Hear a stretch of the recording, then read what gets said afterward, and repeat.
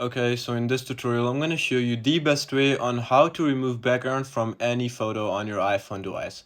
So it's very easy and simple. What you need to do is just go to the photo that you want to remove the background. So I'm just going to open my Photos app. And right over here, as you can see, I do have a background. And it's very easy on how you can remove it. First of all, you gotta be above like iOS 15. You gotta be on iOS 16 at least to do this. But what you need to do is just simply press and hold the area that you want to keep and remove the background. Let's say I want to keep the mouse in the hand, so if I just press and hold it, it's gonna do this. And here, as you can see, I'll see three options. What you can do is just simply go ahead and press on copy.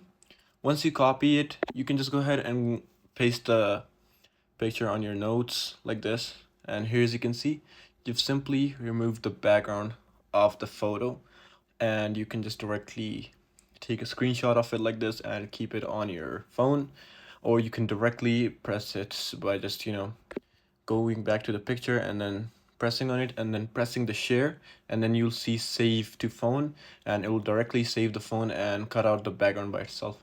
So yeah, this is pretty much it. I hope this truly helped you out.